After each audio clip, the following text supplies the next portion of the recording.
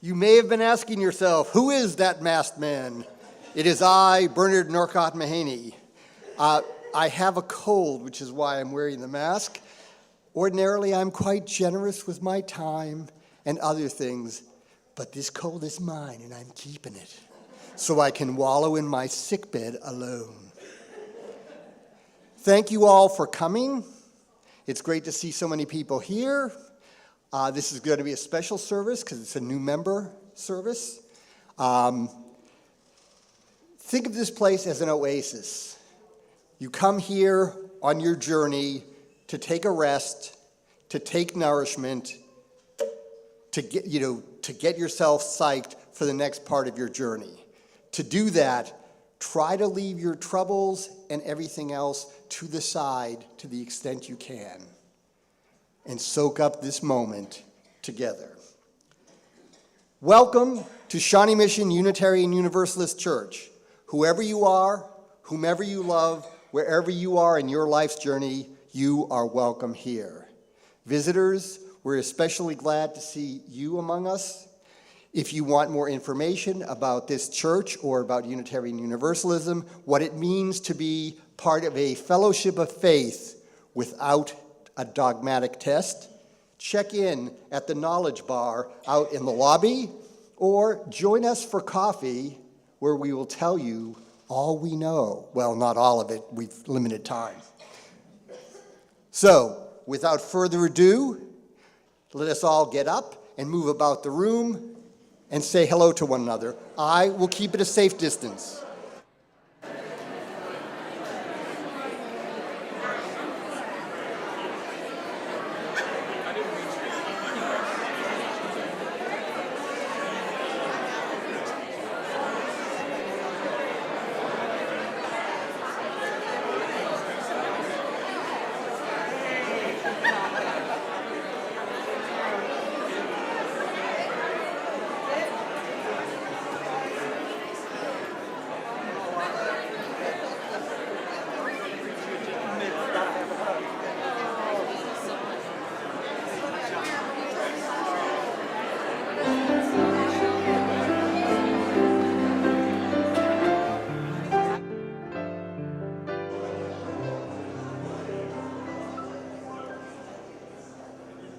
It is good to be here.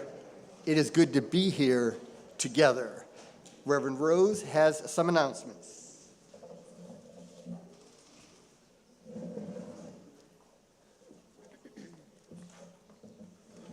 Good morning. I invite Micah Rose Emerson forward to give us an announcement.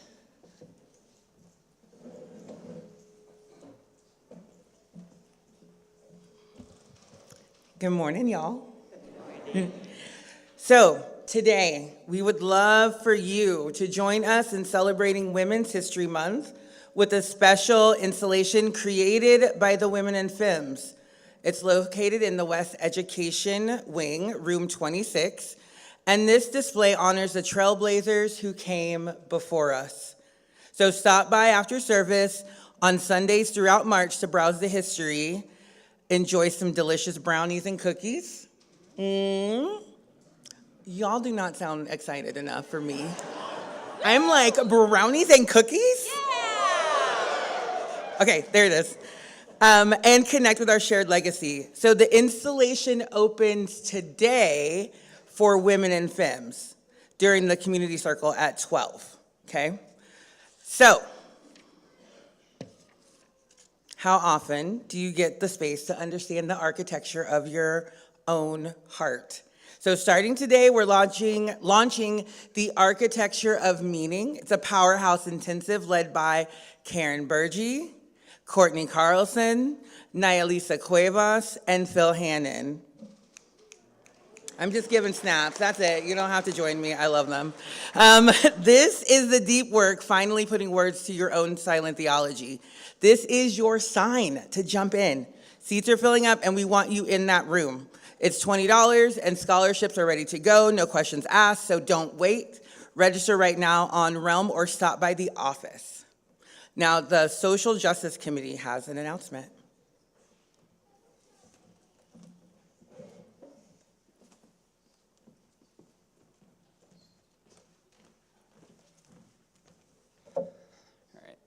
Hello, everyone. My name is Miles Knapp, And I'm Norman Mendez.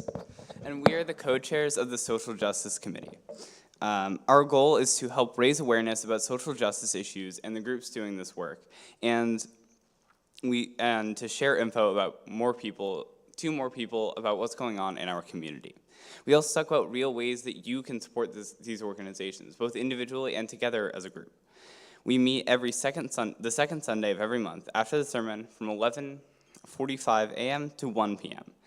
In the past, we've had representatives from the 1020 Project and from local government leaders, as well as SMUUCh's food pantry.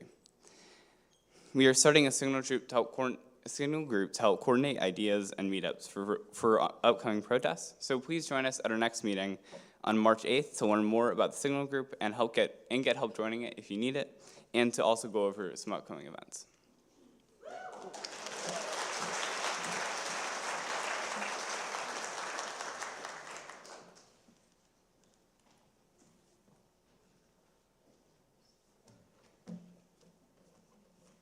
Good morning, everyone. I have kind of an emergency announcement about our chili cook-off. We have a chili cook-off, and it was in the auction, and some people signed up in the auction. But then I had intended to have like additional announcements about it so that more people could sign up. It's been a really hectic month, and in my imagination, it was later in March. Which is really confusing because I scheduled it, and it's really next Saturday, so it's actually March the 7th. And I thought, March the 7th, oh my gosh. So I'm just saying, if you would like to participate in the chili cook-off, it's a $20 donation per family. All the proceeds go to the church. There will be voting. There will be chili ballots, and then chili awards will be announced the following Sunday in the fellowship hall after church. So that's when people get their trophies. At any rate, if you want to eat chili, if you want to compete in chili, if you just want to come and have fun, please join us next Saturday. And you can sign up just by sending me an email, or I don't know, there's some links. I think there's some links in the weekly announcement that went out. I know I'm totally discombobulated. I'm getting out of here now. Thank you, everybody.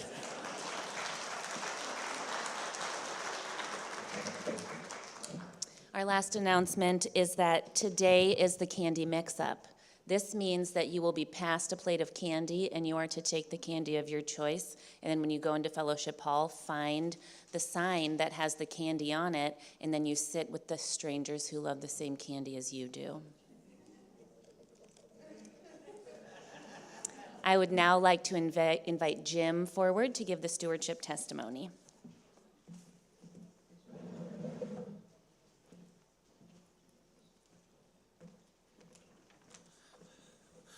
Hi, my name is Jim Leitner, and I'm giving my testimonial about this incredible church.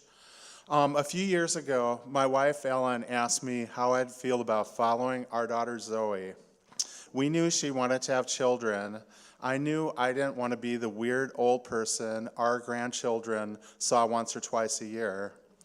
Then in the spring of 2024, we found out that our daughter, son-in-law, and granddaughter were moving to Kansas City for their medical residencies. And so we prepped our house in Minnesota to sell, got rid of 80% of our crap, and we moved to KC. I really miss Minnesota. This was a very difficult move for me. I gave up a meaningful job in leadership in the Carpenters Union, and I mourn the life that I lived in Minnesota for 60 years. And ice fishing in Kansas City really sucks. All of my 7 brothers and sisters live within 10 miles of the house where we grew up, so I knew I had to find my peeps in KC. Joining SMUUCh was our easiest decision. Our daughter grew up UU in St. Paul. She was the 3rd generation to attend that church. Growing up Catholic, I was actually jealous of her coming of age process and other RE opportunities. Then, since we moved here, a tyrant made his way back into the White House. 2 politicians I knew personally were gunned down in Minnesota.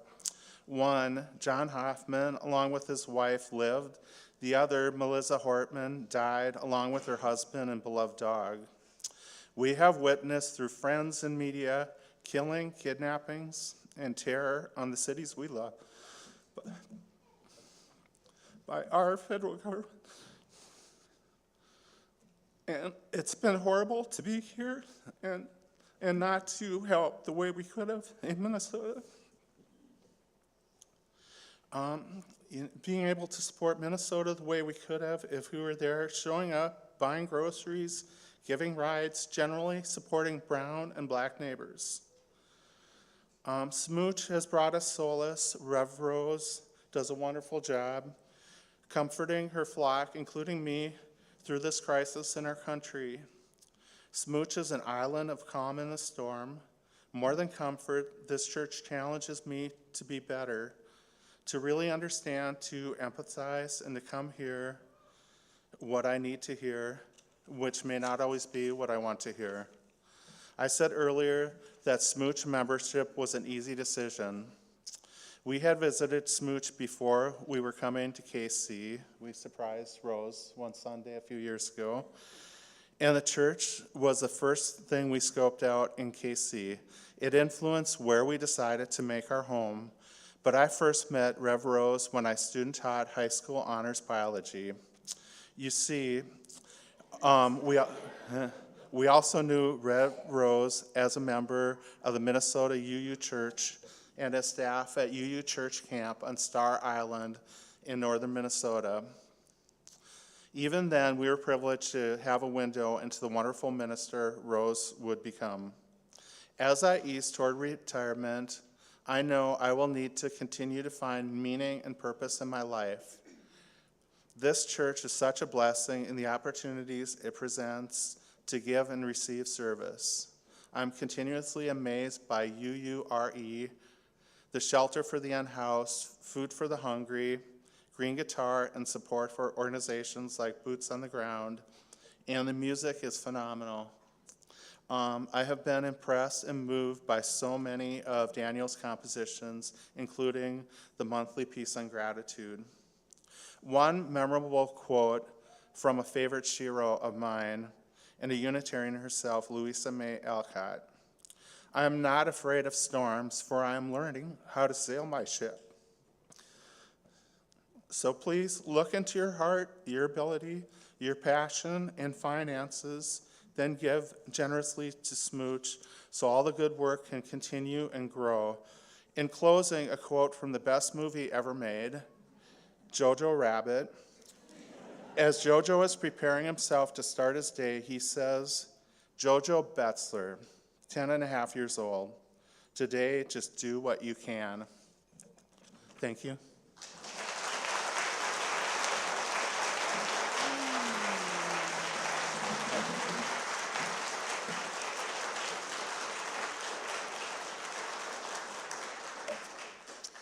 And now, one more thing before we start our service, and that is the staff highlight of Daniel Doss.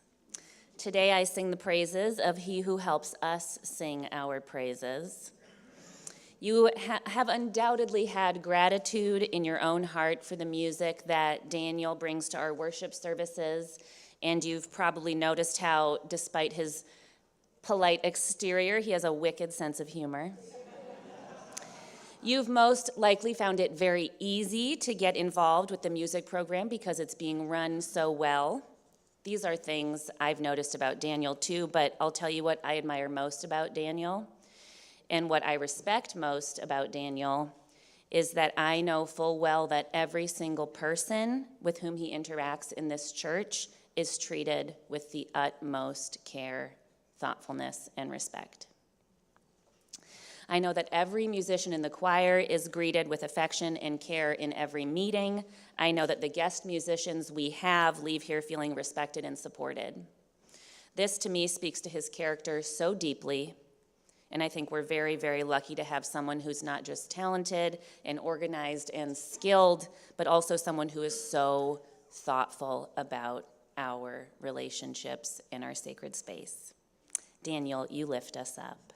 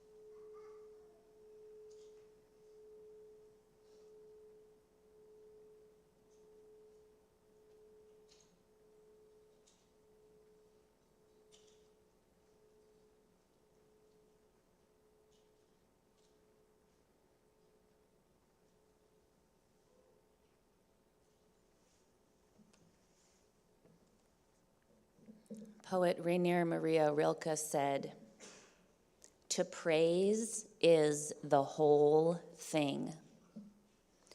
One who can praise comes towards us like ore out of the silence of the rock. The heart that praises presses out for others a wine that is fresh forever." Come, let us be grateful for this life and the opportunities that are drawn before us. Let us worship. Please rise as you are willing and able for our opening hymn, number 300, With Heart and Mind.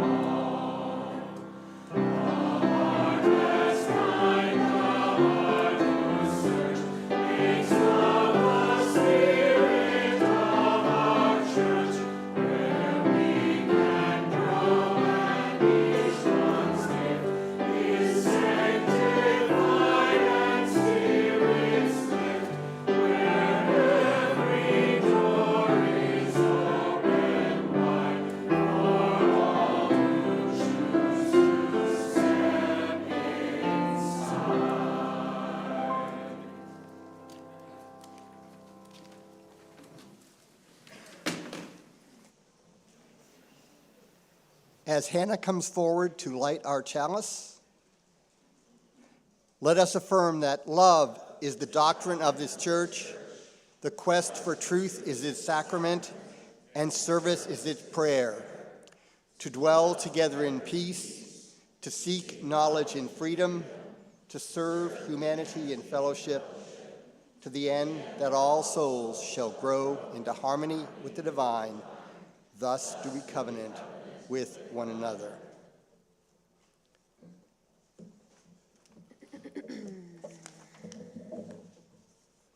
And now let us celebrate that our community that encourages us to question the things that have insulated us from our truest selves, and celebrate our newest members as they take this step on their journeys. Membership in this free church is an invitation to dedicate your lives into the service of love and kinship of community. It is the invitation to spend your lives with us, to spend them on that which is worthy and beautiful and good, and to take up your ministry, our ministry, of showing love to a world that needs our care. Upon joining our congregation, members intend to show up for each other and for the world, week after week, that all might be renewed in the spirit of courageous love, reminded of our highest aspirations, and blessed by connection within, between, and beyond us. As a faith that is united not by creed but by sacred vow, we promise to support one another in good times and in bad, to grow together on an adventure of the Spirit, and to work side by side for the healing of the world. This morning, we invite those who have joined us in formal membership since our last new member in gathering to come forward and be celebrated. I will say your name: Karen Aguilera, Jeremiah Barnes, Michael Childers, Jordan Dillon, Nick Edmonds, Jason and Katie Harms, Linda Hollicky, Sierra Johnson, Sarah Camayo, Doug and Jen Lederer, Sarah Morris, Genevieve Nelson, Rich Robinson, Jeremy Slogoski, Richard Sparks, and Ann and Keith Wiedenkeller.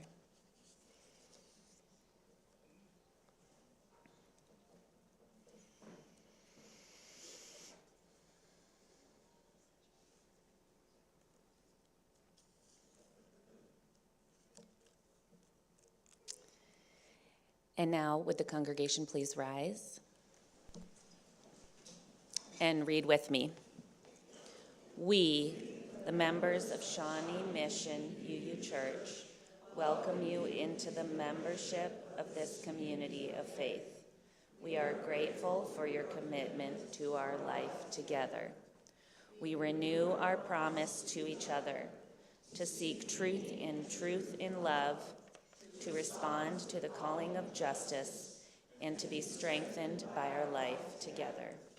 We now extend this covenant to you. Welcome. And now, new members, please read with me. I freely enter into membership at SMUUCh, accepting all of the rights and responsibilities therein. As I am able, I promise to bring my whole self to this congregation and to give and receive in the spirit of gratitude and hope. I join in this community to seek meaning and truth in love, to respond to the calling of justice, and to be strengthened. And now all together, having affirmed one another and renewed our covenant, we now dedicate ourselves once more to our faith of courageous love in our community of radical welcome and deep connection. And now we will give you each a rose and your certificate.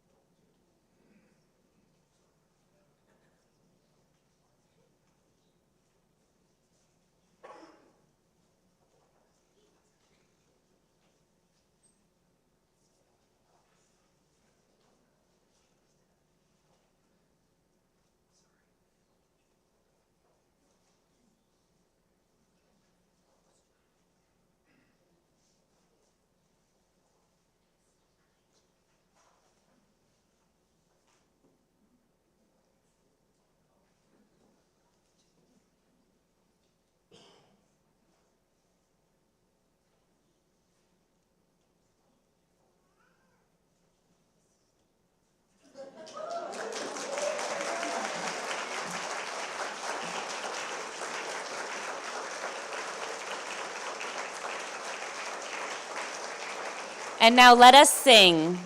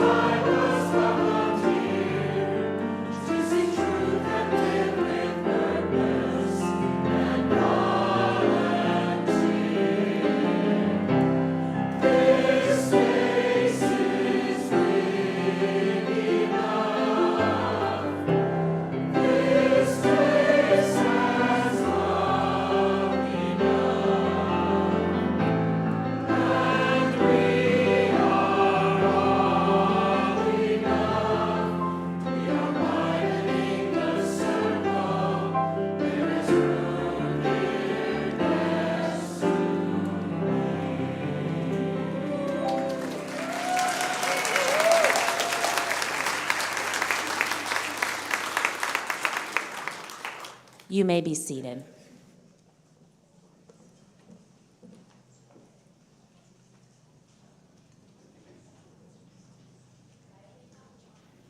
Hello. Oh, could I please have all the children come forward? Hi, children. Hello, children. You're a youth. You guys are youths. Yep, hi. Hi. Hi, kids. Hi, Amelia. Hi, everybody. Hi. So who was here for Children's Chapel last week? You didn't? It wasn't your favorite. I get that. Well, I'll tell you what, we learned a lot. There were 42 people there. Yeah, there was a lot going on. And we have some ideas for next time. So we'll see you there, March 22nd. But really, if anybody has any feedback for Children's Chapel about what that space can be like, we want you to tell us. You can tell Micah Rose or I what would make that space wonderful. We're really, really dedicated to creating that religious education space. Okay, today what I want to talk to you guys about is memorizing poetry. Does anyone here have a poem memorized? Ozymandias. I met a traveler from an antique land who said, two vast and trunkless legs of stone stand in the desert. Near them, half buried, a shattered visage lies, whose furrowed lip and sneer of cold command tell us the sculptor well those passions read, stamped on these lifeless things, the hand that mocked them and the heart that fed. And on the pedestal, these words appear. My name is Ozymandias, King of Kings. Look upon you, my works, ye mighty, and despair. The lone level sands stretch far away. Yeah. Wow. Thank you so much. You were bored? Yes. Yes, do you have a poem memorized? Okay, go ahead. I think the sun is a flower that only blooms for 1 hour. It brings us light and makes us bright. Aw, beautiful.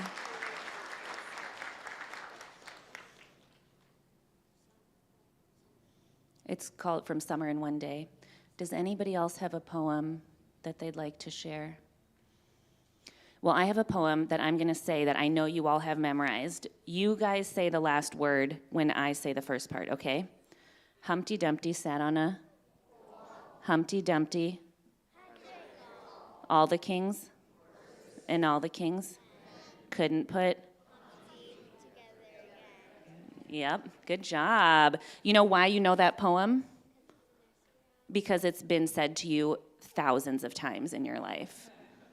And we all are, it's written on our hearts, basically, which is what I want to talk to you about today, which is that when something is said to you over and over and over, like what we say in the service, how we say love is the doctrine of this church, over time, it sort of becomes etched into our minds and onto our hearts.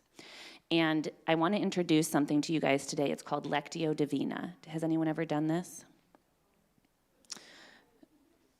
A disease? What? I guess. I'm sick with it. No. Lectio Divina is where you read the same poem every morning before you get out of bed. Yeah. I'm bringing this up because this month the grown-ups and I are going to be talking about poetry and the power of poetry. And I want to encourage you all, in all of your infinite boredom, to consider what it would be like to simply read the same poem every day. Can you guys think of why you might do this? Because you're bored. Because you're bored, and because the more you read the poem, it's almost like, if you can imagine like the words like coming off the page and disassembling, it starts to mean really, really, really different things to you once you read it every single day. And it starts to come into focus on different parts of your life differently. Like, I bet if you recited Humpty Dumpty every morning for the next month, you would come to understand Humpty in a different way. You would really start seeing Humpty around and understanding who the king's men really were. Yes. You will test that? We'll have you do the sermon on Easter a month from now. How's that? Okay, you guys can do it together, sisters. Sister Humpty Dumpty, Lectio Divine. I'll tell you, I will have tested it. I have tested it because, do you guys know what a Tony box is? A Tony box is a little speaker that you have a figure that you put on top of the box, and then it plays this whole Disney character's story. And I've listened to the Mirabel Encanto one, probably, I don't know, 150 times this week. And by the end of it, I was really understanding just how dark it is what they did to Bruno. Yeah. What? Toddler. It's for a toddler, yeah. Okay, I'm going to get off my soapbox here, you guys. So what are you going to do this week? Find a poem and read it every morning. Yes. Yes? What? It's a third thing to do on your checklist in the morning. Everybody in this whole room feels that way, but it's important. All right, okay. Let's go to our classes.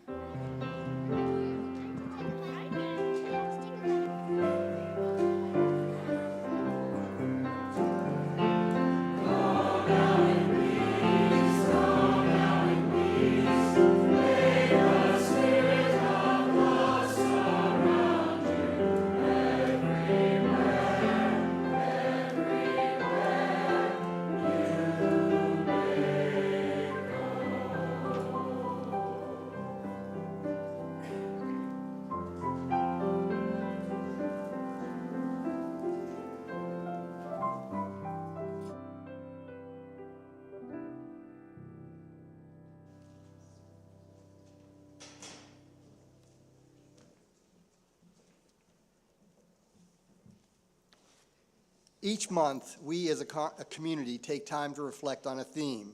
The children do this in their classes. We do it here in worship and in our small groups. For the month of March, the theme is paying attention. I don't know about you, but when I hear the words pay attention, I feel something like irritation or resentment.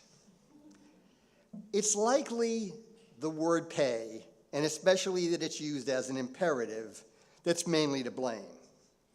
This feeling goes back to the second grade when I, along with all of my fellows at St. Peter's School, were to memorize answers to questions from the Baltimore Catechism. Some of you may remember number 1, why did God make me? God made me to know him, to love him, and to serve him in this world so that I can be happy with him forever in the next. My mom was helping me memorize, but I just couldn't keep the words straight in my mind, which frustrated me and frustrated my mom.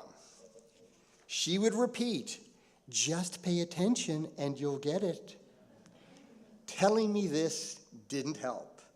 I'd clench my fists ever more tightly and grimace and try to jam that stuff into my noggin. Needless to say, I'd keep messing up, and then I'd start to whine, I just can't do it. Why do I have to memorize this stupid stuff anyways? I know what you're thinking. Here is the glimmer of the birth of a Unitarian. Well, my inability won out, and my mom gave up. I did actually figure out a painless way to memorize the bits of catechism we had week to week. I'll be happy to share that with you sometime, not today, over coffee. Now, there are plenty of reasons why I couldn't memorize that stuff that Sunday afternoon with my mom coaching me.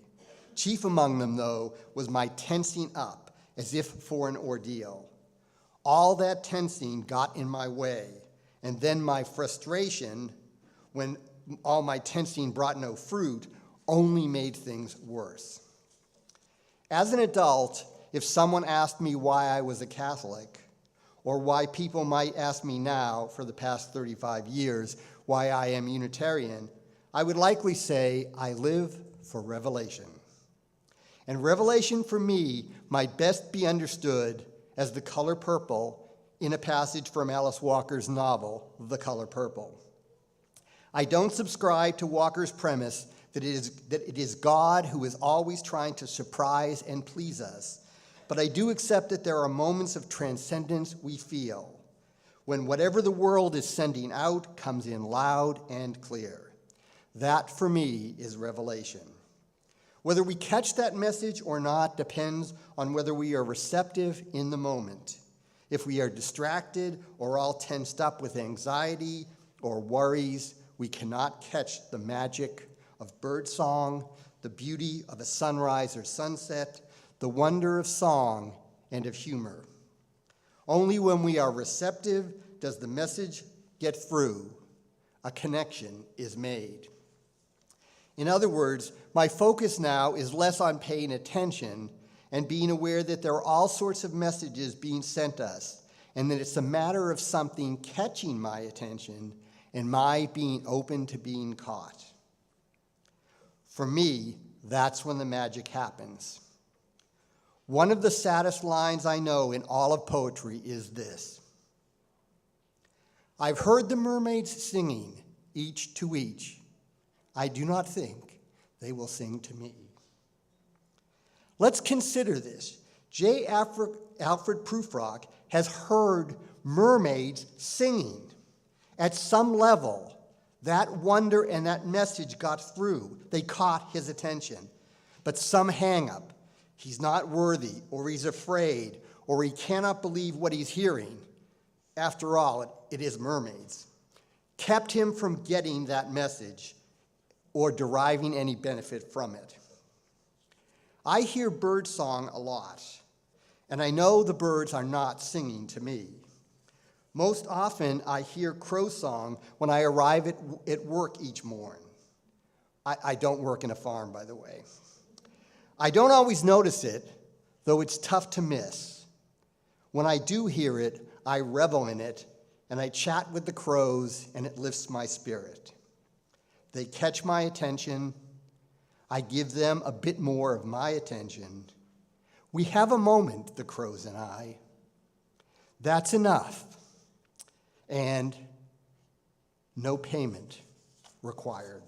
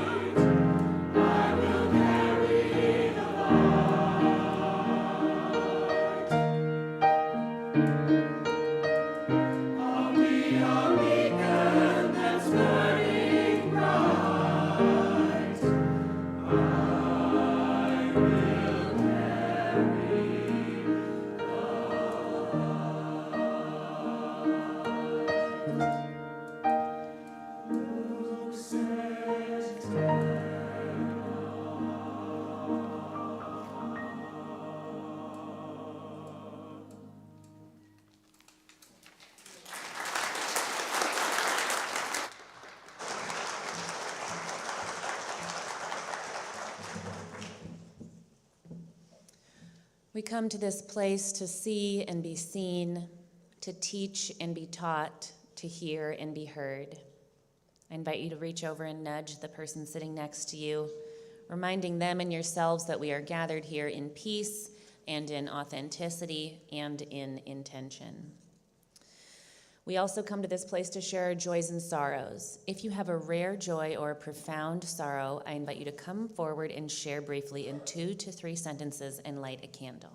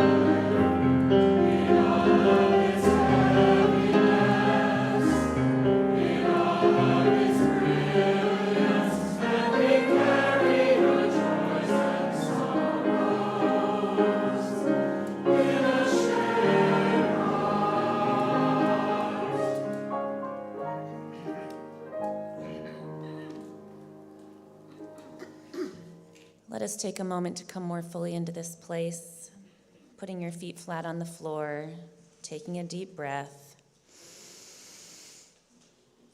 knowing that the service is going to go over a few minutes. Just let the time go. We're here now. Those hot dogs will wait in the fellowship hall. Let the corners of your lips turn up in gratitude for all that has already been written on your heart, for all that you have written that is well and good on the hearts of others, for all the chances we each have and carry with us to redeem, repair, knit up, become whole. As this month's theme is paying attention, as our choir sings to us, I invite you to pay attention to the beauty of the music, the sound of the words and the notes.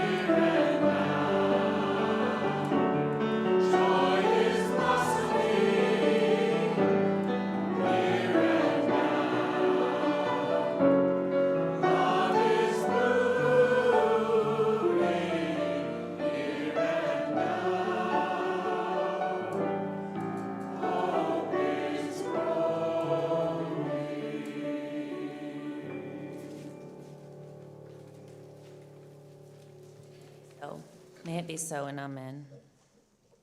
Our two readings today are given to us by memory.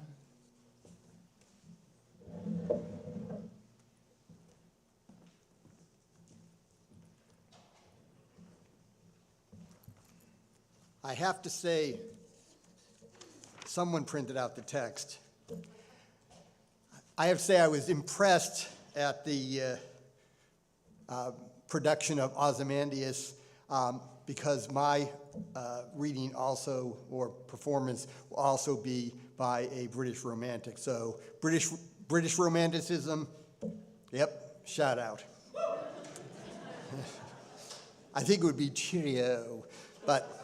So this is a poem called On First Looking Into Chapman's Homer by John Keats. Keats did not go to university. Keats did not come from a wealthy family, and so he did not have the benefits of a wealthy education. He had no Greek, and so he could not read Homer in the original. But one of his teachers, when he was in high school, he wrote this poem soon after that, so it was around he's 16 or 17 years old, took him home, and the two of them spent the afternoon reading passages of George Chapman's translation of Homer. So, on First Looking Into Chapman's Homer by John Keats. Much have I traveled in the realms of gold, and many goodly states and kingdoms seen. Round many western islands have I been, which bards in fealty to Apollo hold. Oft of one wide expanse had I been told that deep-browed Homer ruled as his demesne. Yet did I never breathe its pure serene till I heard Chapman speak out loud and bold. Then felt I like some watcher of the skies when a new planet swims into his ken, or like stout Cortez when with eagle eyes he stared at the Pacific, and all his men looked at each other with a wild surmise, silent upon a peak in Darien.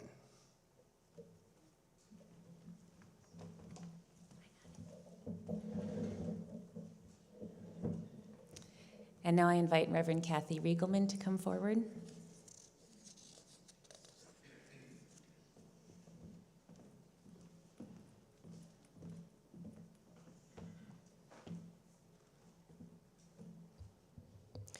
It was then I knew it had to be like a prayer.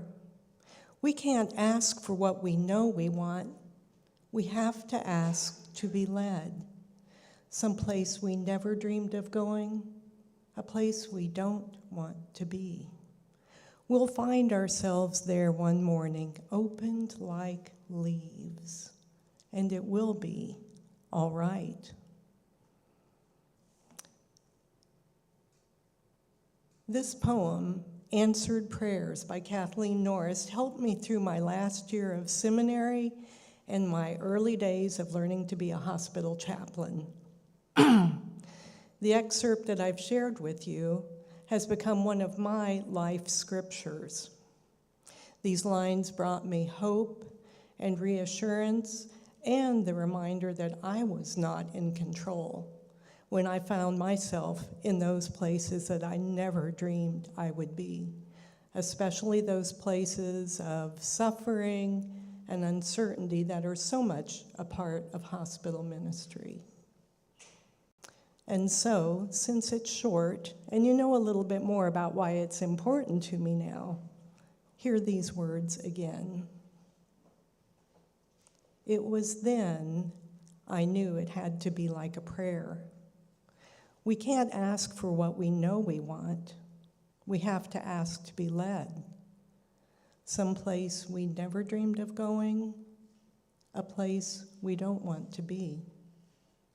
We'll find ourselves there one morning, opened like leaves, and it will be all right.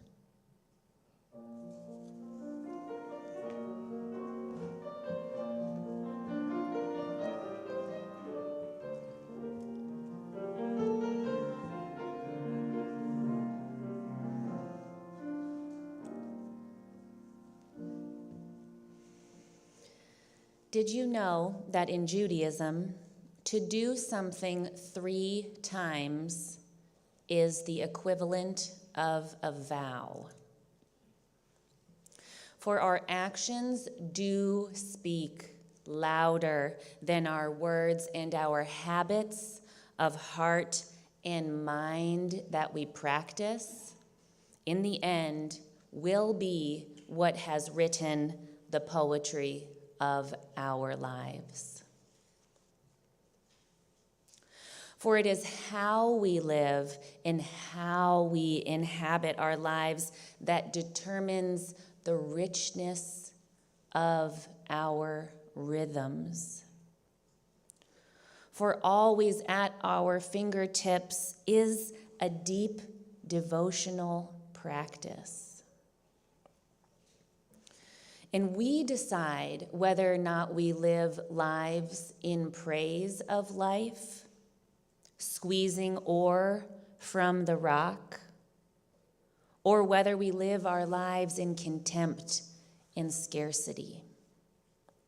We are the ones who choose for ourselves the gratitude and generosity with which we inhabit this world, and to what we give our devotion.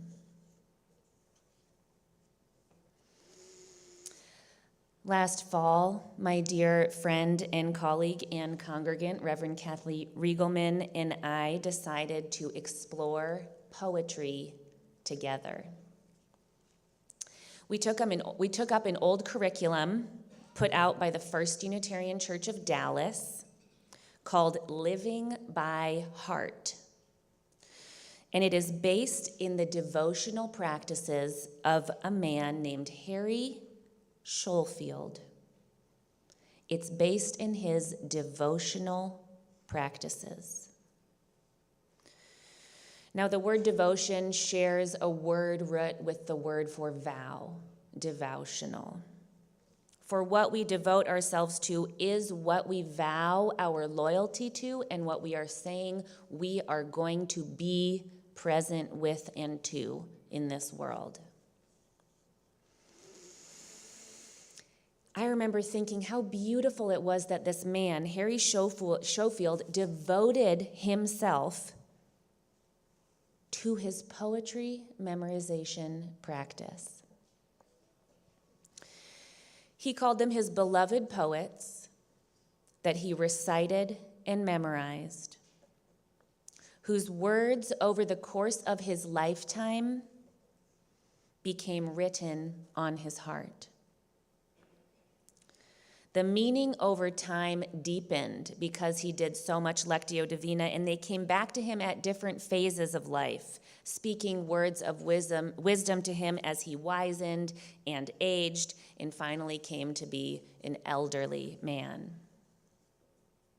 And this was where in his life the curriculum was made. To begin, Kathy and I watched a delightfully 90s video that showed just how Harry's devotional practice was following him into his golden years. What he did was each morning go sit outside as the sun rose by himself and become still, and simply wait for his beloved poets to come to him. He sat on the rim of the well of darkness, and he fished for fallen light with patience. For if every day falls within every night, there is a well where clarity is imprisoned. One must sit on the rim of the well of darkness and fish for fallen light with patience. These are the words of Pablo Neruda, one that has been well written on my heart. I remember the first time I saw the words in a frame on the wall of the chaplain's office where I went to college.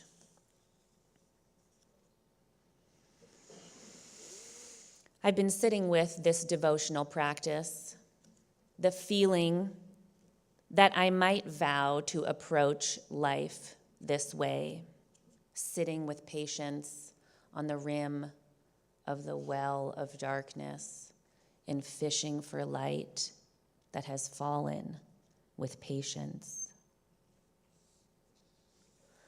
I love this poem so much that I recite it to my daughter every night. We recite it each night before bed. We do it in Spanish, and I did it the way I do with the kids. I say, si cada día cae dentro de, and she says, cada noche. It is being written on her heart as well. This poem gives me great pause about my own fears of darkness in our world, of war and violence and suffering that seems to have been given the reins of power to trample and destroy the people in the earth.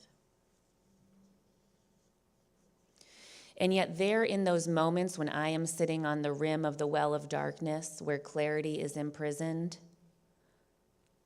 I feel open because of this curriculum to let my poets speak to me, to sit quietly and openly and wonder if St. Francis of Assisi, Hafiz, Rumi, Whitman, Hughes, Oliver, Angelou, Lamar, Akbar, Vuong, Chance the Rapper, The poets are here with us and are available to us at any moment, offering us limbs of compassion and connection, reaching out into our own imprisoned darkness, reaching out to our grief and our pride and our humanness and our godliness and our ugliness, and we are given every opportunity to live with them written on our hearts and speak with them at any moment.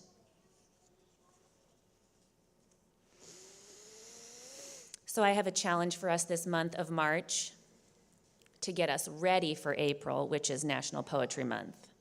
We're doing it in March, so we're ready. To resurrect your poets, because I know you have them. To let them live. To even have one poem to which you devote yourself for just a month. Perhaps reading it every morning, or doing yourself a favor in simply taping a short poem to your dashboard or your mirror. This small action will indeed be a devotional act that presses out for you a wine that is fresh forever.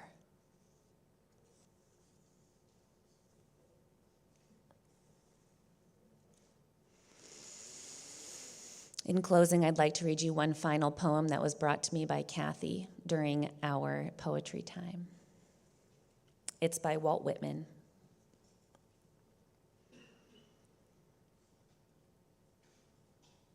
A noiseless, patient spider. I marked where, on a little promontory, it stood isolated. Marked how to explore the vacant, vast surroundings. It launched forth filament, filament, filament out of itself, ever unreeling them, ever tirelessly speeding them. And you, oh my soul, where you stand, surrounded, detached, in measureless oceans of space, ceaselessly musing, venturing, throwing, seeking the spheres to connect them, till the bridge you will need be formed, till the ductile anchor hold, till the gossamer thread you fling catch somewhere, oh my soul.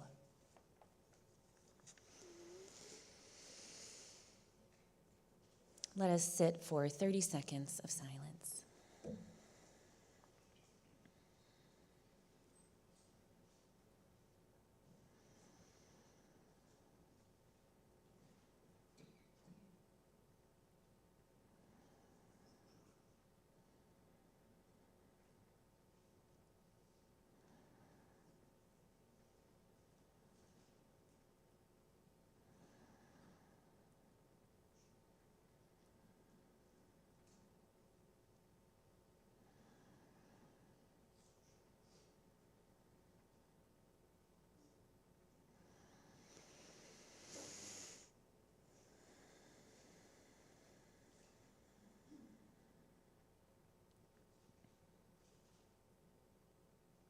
Let us take the wisdom and presence that we have gained in this moment out into the world. You may open your eyes.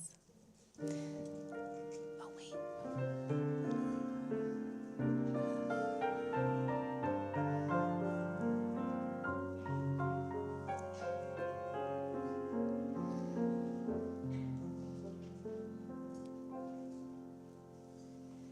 It is my pleasure to introduce to you our Donate the Plate speaker from Decarcerate KC.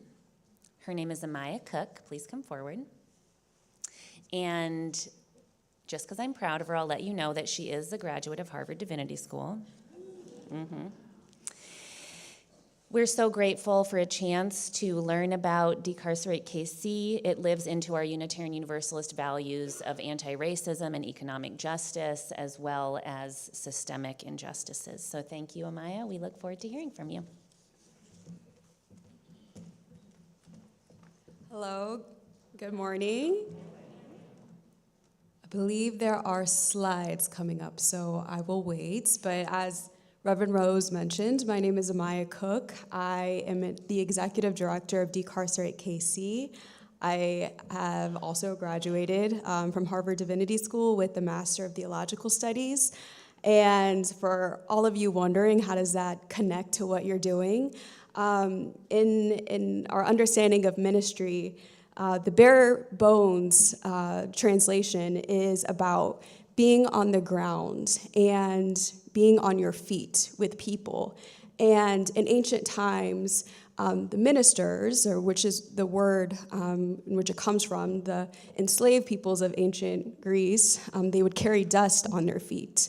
And they would identify those people by the dust they carried on their feet. So to me, ministry is about carrying dust on your feet and being with people and traversing long journeys with people and all of their experiences. So thank you for bearing with me, and thank you for those slides. So Decarcerate KC is really our main goal is to reimagine safety, what that looks like when we value people in all of their experiences and in all of their backgrounds. And so many of the people we worked with and organized with have been impacted by incarceration and policing. I myself had a parent incarcerated for all of my life until he was killed in 2020 due to gun violence. And so these stories are what we bring with us in order to organize and empower each other. So some of the things that we're working on right now include 3 main campaigns. The very first one is a campaign to stop the World Cup jail, which is currently under construction in the city of Kansas City. The city has devoted millions of dollars to essentially lock people up during the World Cup. And to us, this is problematic in a lot of different ways. But really, the main thing is, in a time where, as a city, we should be celebrating each other, coming together as a community, and coming together as a team, the city is investing millions of dollars into locking up our community members. So we are challenging that through a legal case, and that will actually be announced in the next week. The second one that we are currently working on is, and I'm having trouble seeing, okay, our Community Resource Center. And this campaign was something we had launched last year, which the city devoted $800,000 to design. And so there are architects currently working on what it would look like for people who are justice impacted across Kansas City to get resources at no cost that would support things like mental health, for folks who are unhoused, and other sorts of things that actually lead people into the cycle of incarceration. And the very last thing we have for our campaigns are safety hubs. And these are essentially a way for us to engage with the community outside of policy. And so last year we had our first cohort that was launched, and they came up with some incredible projects based in their own communities to organize people and to focus on alternatives to incarceration. So just yesterday, I was at the Blue Hills Neighborhood Association, where one of our Safety Hubs projects presented a community pantry that would supply food, toiletries, and other medical supplies. And the very last thing I'll say, because I think this slide might have been taken off, is that we have been doing a lot of solidarity work with anti-ICE organizing. The thing that we most recently worked on was a call to action against Platform Ventures and a Polsinelli law firm for the proposal to sell an Amazon warehouse and turn that into an ICE detention center. We actually stopped that within the past couple of weeks, along with other organizers. Yeah, so very, very amazing work.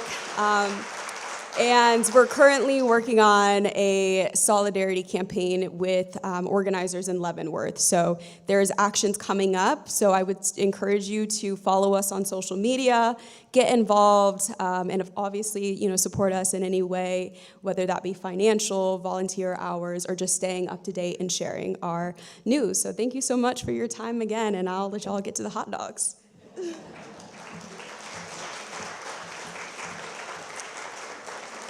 The work of the church depends on us. This week, our plate goes to Decarcerate KC. Please give generously.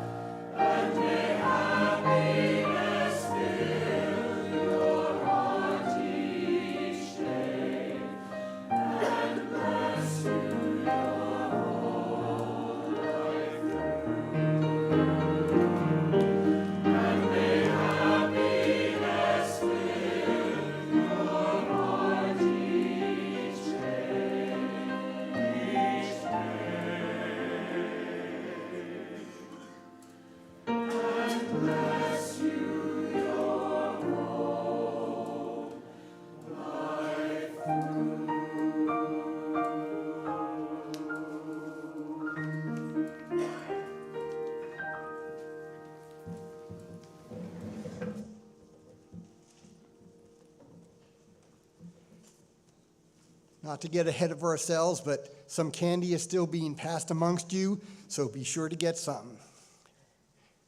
Let us all join in saying, we extinguish this flame, but not the light of truth, the warmth of community, or the fire of commitment. These we carry in our hearts until we are together again. Please rise as you're willing and able for hymn number 128, For All That Is Our Life.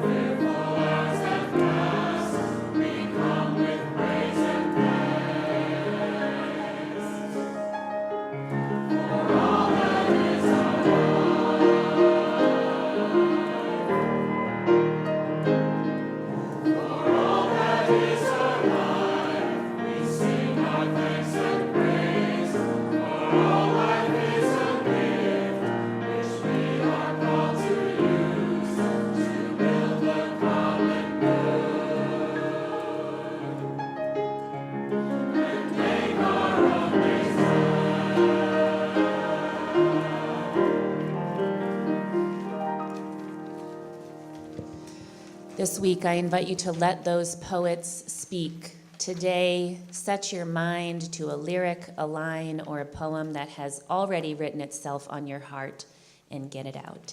Go in peace.